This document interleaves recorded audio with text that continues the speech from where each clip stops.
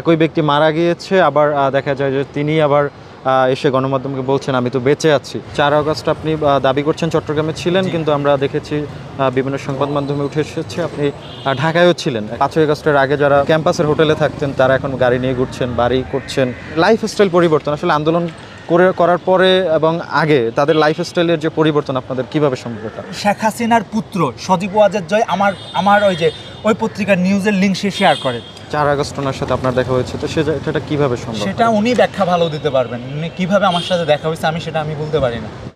একই সময়ে ঢাকা এবং চট্টগ্রামে গুলিবিদ্ধ জুলাই যোদ্ধা নামের একটি সংবাদ কিন্তু আমরা দেখেছি গত কয়েকদিন ধরে গণমাধ্যমে প্রচার হয়েছে এবং যেটি বেশ সাড়াও ফেলেছে, সমালোচনাও হয়েছে। সাইফুদ্দিন মোহাম্মদ এমদাদ যার নামে সংবাদটি প্রচার হয়েছে, আমরা তাকে খুঁজে বের করেছি এবং আজকে আমাদের সাথে তিনি রয়েছেন। আমরা আসলে তার সাথে কথা বলবো যে একই সময় তিনি কিভাবে ঢাকা এবং চট্টগ্রামে আন্দোলন করেছিলেন বা আন্দোলনে যুক্ত ছিলেন সে বিষয়ে আমরা তার সাথে কথা বলবো।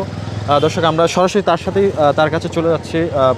আমাদের আজকের আলোচনায় আপনাকে স্বাগত জানাচ্ছি। পাশাপাশি আমি যে প্রশ্নটা রাখতে চাই আপনার কাছে, ঢাকা এবং চট্টগ্রামে আন্দোলন করেছেন বা এরপরে আপনি এইভাবে কীভাবে সম্ভব যে আপনি একই দিনে একই তারিখে ঢাকা এবং চট্টগ্রামে আন্দোলনে যুক্ত, মানে এটা একটু যদি বলতেন এই সম্পর্কে। একই দিনে একটা মানুষ দুই স্থানে একই সময়ে থাকা এটা আসলে সম্ভব না। আমি তখন যে তারিখটার কথা বলা হচ্ছে তখন আমি ছিলাম যে চট্টগ্রামে। সে বেশ কয়েকদিন আগে পিছের যে তারিখগুলো, আমি সেই সময় একজাক্টলি আমি চট্টগ্রাম ছিলাম, চট্টগ্রাম জেলাতেই ছিলাম, চট্টগ্রাম নগরীতে ছিলাম। আর যে বিষয়টা নিয়ে কনফ্লিক্ট যে একই সময়ে দুই স্থানে গুলিবিদ্ধ বাদী, এরকম একটা শিরোনাম প্রচারিত। বাদী না, মানে গুলিবিদ্ধ জুলাই যোদ্ধা বাদী নামও সংবাদ প্রচার করা হয়েছে। যে এখন ওখানে বোঝানো হচ্ছে যে আমি একই সময়ে দুই স্থান দেখিয়ে 2টা মামলা করছি। প্রথমত হচ্ছে আমি 2টা মামলা করিনি, আমি একটাই মামলা করছি, সেটা হচ্ছে আমি চট্টগ্রামের খুলশী থানাতেই মামলা করছি। একটাই মামলা করছি আমি। মানে আপনি সরাসরি নিজে বাদী হয়ে নিজে থানায় সশরীরে উপস্থিত হয়ে আমি মামলা করছি। আর ঢাকার যে মামলাটা, সেই মামলাটা আমি করিনি, অন্য আরেকজন করছে। অন্য আরেকজন ব্যক্তি এই মামলাটা করছেন। তিনি যে আপনি যে বলছেন অন্য আরেকজন কেন করবে? আপনার বা পক্ষে মামলা, আপনি তার সাথে যদি সরাসরি যুক্ত না থাকেন আপনি কেন করবেন? ওনার সাথে আমি অবশ্যই পরিচয় আছে, পরিচিত ছিল। ওখান থেকে পারপাসে উনি আমাকে পরিচয় দিয়েছেন। উনি একজন মানবাধিকার কর্মী, একটা মানবাধিকার সংগঠনের উনি বাংলাদেশের সভাপতি। ওই জায়গা থেকে আমি একজন জুলাই যুদ্ধ হিসেবে, এমনকি জুলাই যোদ্ধাদের নিয়ে কাজ করতেছি, এই বিষয়গুলো ওনারা অবগত হয়েছেন, দেখছেন।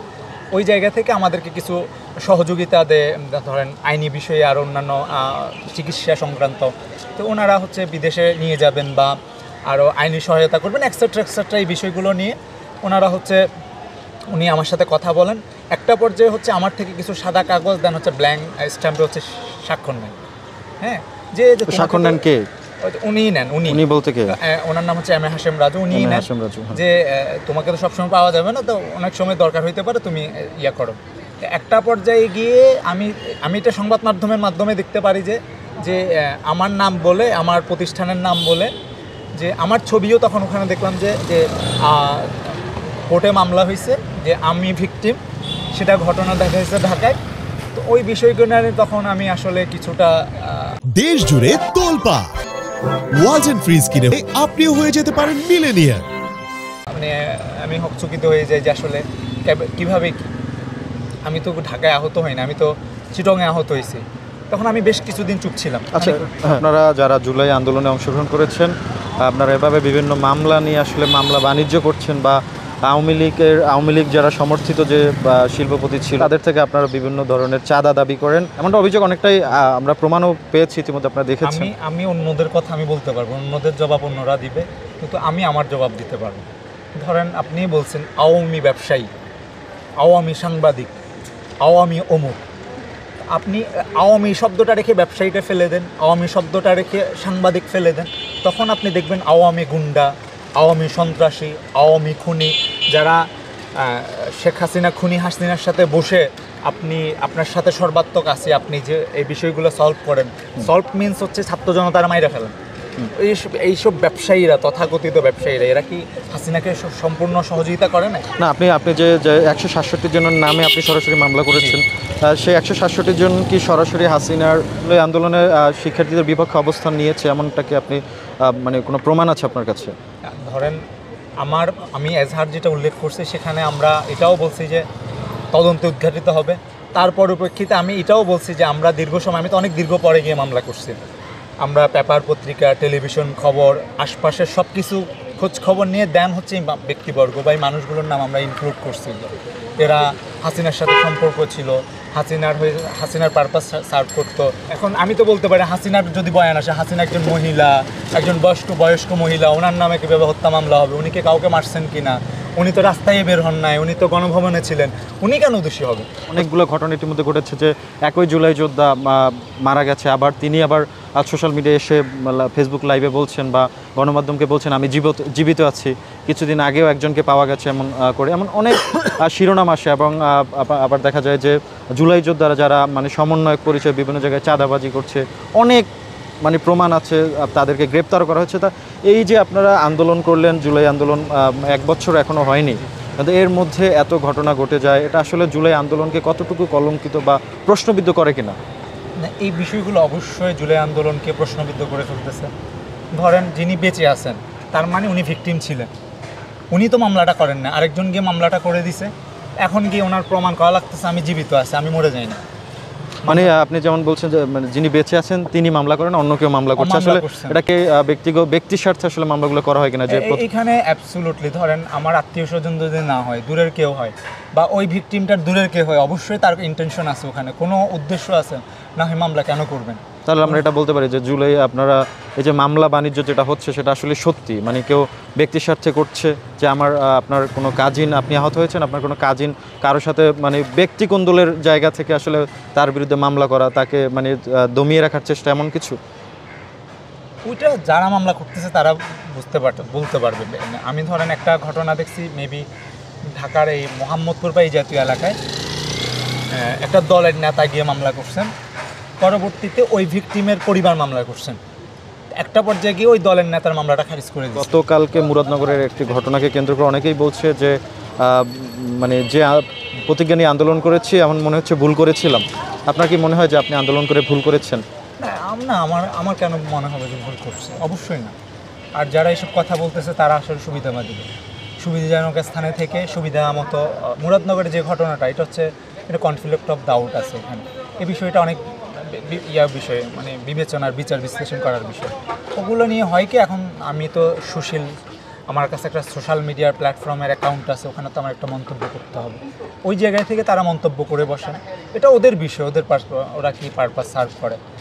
আমি পার্সোনালি মনে করি না আমি জুলাই আন্দোলনে অংশগ্রহণ করে কোনো ধরনের ভুল করছি। আপনি আন্দোলন চলাকালে ঢাকায় কত তারিখ থেকে কত তারিখ ছিলেন বা কতদিন ছিলেন? আমি পুরোটা আন্দোলন চলাকালীন একদম পুরোটা সময়, কারফিউ জারি সহ, তো একদম জুলাই, আমি ঠিক এক্স্যাক্টলি তারিখটা মনে নাই, জুলাইয়ের শেষ দিকে আমি ঢাকা ছেড়ে দিই। তখন আমার ঢাকা আর সার্ভাইভ করা আমার পক্ষে সম্ভব ছিল না। যেমন আমি খাওয়া দাওয়া বন্ধ হয়ে যায়, আমি যেখানে থাকতাম ওখানে হচ্ছে রেড পড়তো, এবং কি সর্বশেষ আমি যে এলাকায় ছিলাম ওখানে বিশাল আমাকে ধরার জন্য রেড পড়ায়। আন্দোলনের 4 আগস্ট আপনি বলছেন চট্টগ্রামে ছিলেন, আপনি 5 আগস্ট কোথায় ছিলেন? আমি 5 আগস্ট চট্টগ্রামে ছিলাম। চট্টগ্রাম থেকে ঢাকায় কখন আসছেন? ঢাকায় আসছি হচ্ছে আমি 10 অথবা 11 তারিখ হচ্ছে অগাস্টের ঢাকায় আসি, সেটা হচ্ছে ট্রিটমেন্ট পারপাসে। তখন আমি চিটং মেডিকেলে ভর্তি ছিলাম, তারপরে চট্টগ্রামের প্রাইভেট হসপিটাল শ্যাভরন আই হসপিটাল আমি অপারেশন করাইছি ওখানে। তারপরে হচ্ছে ওখান থেকে আরও ডাক্তার, চিটং মেডিকেলের ডাক্তাররা পরামর্শ দিলেন আপনি ঢাকার চক্ষু হাসপাতাল ওখানে চলে যান। ঢাকায় ফিরে আমি এখানে পিজি হাসপাতালে গেছি, ওখান থেকে জাতীয় চক্ষু বিজ্ঞান ইনস্টিটিউট ওখানে চিকিৎসা করাইছি। ওখান থেকে আমি সিএমএইচ যেটা হচ্ছে মিলিটারি হসপিটাল, ওখানেও আমি ট্রিটমেন্ট করাইছি। এই যে আরও কয়েকটা হসপিটাল, ধরেন আমি নিউরোসায়েন্স যে হসপিটালটা, ওখানেও আমি ট্রিটমেন্ট করাইছি। তারপরে বাংলাদেশ আই হসপিটাল ধানমন্ডি যেটা, ওখানেও আমি ট্রিটমেন্ট করাইছি। আরও আচ্ছা, বুঝছি। আপনি যেটা যদি একটু আপনাকে খোলামেলা প্রশ্ন করি, যে প্রশ্নটা আমি আপনাকে আগেও করেছি, যে যারা জুলাই আন্দোলনে সক্রিয় ছিলেন, যাদের বিভিন্ন প্রমাণ আছে আন্দোলন করেছেন, যুক্ত ছিলেন, তারা বিভিন্ন জায়গায় বর্তমানে আবার বিভিন্ন যারা আওয়ামী সমর্থক ছিল তাদেরকে থেকে মানে চাঁদা দাবি করছেন, মামলা বাণিজ্য করছেন। আপনার নামে এমন কয়েকটা অভিযোগ এসছে আমরা দেখেছি। আপনি আসলে কোথা থেকে বা কোনো জায়গা থেকে এমনটা করেছেন কিনা, বা আমি কোথা থেকে 1 পয়সা চাঁদা দাবি করছি কেউ প্রমাণ দিতে পারলে আমার বিচার আমি করব। 1 পয়সা কোথা থেকে নিছি কেউ প্রমাণ দিতে পারলে আমার বিচার আমি করব। কোথাও থেকে চাঁদা, 1 পয়সা নেওয়া, কোনো ধরনের অনৈতিক লেনদেন করা, আমি এখন পর্যন্ত স্টিল নাও এক পয়সা তো করেই নেয়। আপনাকে উদাহরণ দিই, ধরেন সংবাদ মাধ্যমগুলো আমাকে যেভাবে বিশ্রীভাবে হলুদ সাংবাদিকতা করছে, যদি আমার কোনো ধরনের দোষ যদি তারা পেতেন, এভাবে ধরেন চটকদার ভাবে ওনারা ছাপাইতেন, এটা বলার বাহিরে। অনেকেই তো করছে, আমরা দেখেছি, আমরা গণমাধ্যমে বা বিভিন্ন নেটিজনরা এমনও প্রশ্ন করে, যারা সাধারণ মানুষ আছে, যারা 5ই আগস্টের আগে যারা ক্যাম্পাসের হোটেলে থাকতেন, তারা এখন গাড়ি নিয়ে ঘুরছেন, বাড়ি করছেন, তাদের মানে লাইফস্টাইল পরিবর্তন আসলে আন্দোলন করার পরে এবং আগে তাদের লাইফস্টাইলের যে পরিবর্তন আপনাদের কিভাবে সম্ভব? এটা আমি তাদের লাইফস্টাইল নিয়ে আসলে তারা কিভাবে, আপনি তো যোদ্ধা, আপনি তো অনেকের সাথে একত্রে কাজ করেছে, এখন তারা কিভাবে এভাবে আমূল পরিবর্তন হয়েছে সেটা আমি জানি না, সেটা তারাই ভালো বলতে পারবে, সে ব্যাপারে আমি মন্তব্য করতে পারবো না। আমি এখন পর্যন্ত সৎ আছি, আমি এখন পর্যন্ত গুডউইলের পার্সন আছি, সেটা আমি বলতে পারবো। আমি চ্যালেঞ্জ করে বলতে পারবো আমার একটা পয়সা অনৈতিকতা দেখান আপনারা। ধরেন একটা পত্রিকা নিউজ করছে একই সময়ে 2 স্থানে গুলিবিদ্ধ বাদী, তার মিন হচ্ছে এই যে আমার মামলাগুলো নিয়ে 2টা স্থানে মামলা হয়েছে, একটা বার বোঝাচ্ছে আমি 2টা স্থানে মামলা করছি, কিন্তু মজার বিষয় হচ্ছে আমি একটা স্থানে মামলা করছি, একটা স্থানে মামলা করতে পারে। আমি যে এলাকায় আমি গুলিবিদ্ধ হয়েছি, যে এলাকায় আমি আহত হয়েছি, সেখানে মামলা করছি, কিন্তু তাদের একটা ইন্টেনশন আছে। কেন ইন্টেনশন? কারণ আমার মামলার মধ্যে সে আওয়ামী ব্যবসায়ী নামক যে আওয়ামী দোসরগুলো আছে, তারা আমার মামলার আসামি। তারা যে পেপারগুলো চালায়, যে পত্রিকাগুলো চালায়, যে টিভি চ্যানেলগুলো চালায়, তারাই আমাকে ব্লান্ডার করে নিউজ করতেছে। ধরেন অনেকগুলো পত্রিকায় দেখবেন আমার বক্তব্য নেই, দেখবেন আমার বক্তব্যকে সিস্টেমেটিক পদ্ধতির কোট করে সিস্টেমেটিক পদ্ধতি আমার বক্তব্য দিচ্ছে, অধিকাংশগুলোতে আমার বক্তব্য নেই। এই যে ধরেন ব্লান্ডার করা, জুলাইকে ব্লান্ডার করতে পারা, ধরেন আমার সাথে ধরেন এই যে নিউজ করতেছে, ছবি কোনটা দেখাচ্ছে, প্রধান উপদেষ্টার সাথে আমার যে ছবিটা আছে, সাবেক উপদেষ্টা নাহিদ ইসলামের সাথে যে আমার ছবিটা আছে, এই ছবিগুলো দেখাই তারা নিউজ করতেছে। হ্যাঁ, আমি দৈনিক কালের কণ্ঠে দেখলাম তারা একটা ফটো কার্ড ফেসবুকে দিছে, তার কিছুক্ষণ পর আবার ডিলিট করে দিছে। তারাই ভালো বলতে পারবে কেন দিছে, কেন ডিলিট করছে। তারা এত বড় একটা মিডিয়া হাউস দৈনিক কালের কণ্ঠ, তাদেরকে অনুসন্ধান করা তাদের লোকবল নাই। তারা একটা পত্রিকা দৈনিক সময়ের কি জানি সময়ের আমাদের সময় নিউজটাকে তারা কপি পেস্ট করে দিচ্ছে।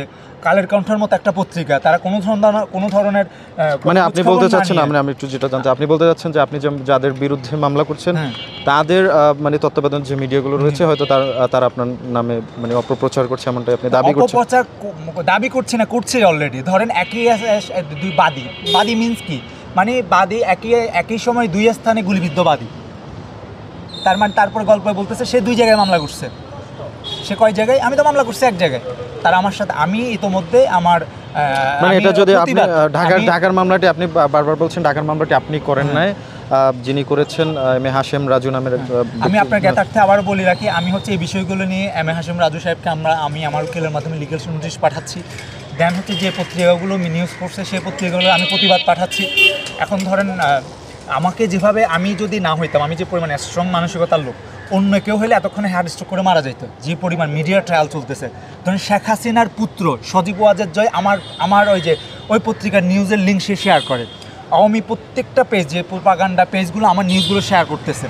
তার মানে বুঝেন কী পরিমাণ ট্রমা আমার উপরে যাচ্ছে, আমার ফ্যামিলি কী পরিমাণ। অনেক ধন্যবাদ। আমি দর্শক কথা বলছিলাম সাইফুদ্দিন মোহাম্মদ এমদাদ, যিনি জুলাই আন্দোলনে অংশগ্রহণ করেছেন এবং যার নামে একটি সংবাদ প্রচার হয়েছে যে একই সময় ঢাকা এবং চট্টগ্রামে তিনি আহত হয়েছেন, এমন একটি সংবাদ কিন্তু গণমাধ্যমে প্রচার হয়েছে। আমরা তার সাথে কথা বললাম এবং এই যে সংবাদ প্রচারের নেপথ্যের কারণ আসলে আপনাদের সামনে তুলে ধরলাম। তিনি নিজ মুখে কিন্তু বলেছেন তার সাথে যে ঘটনাগুলো ঘটেছে। দর্শক, দেখা হবে নতুন কোনো পর্বে, নতুন কোনো গল্পে। ততক্ষণ ভালো থাকুন, সুস্থ থাকুন। আল্লাহ হাফেজ।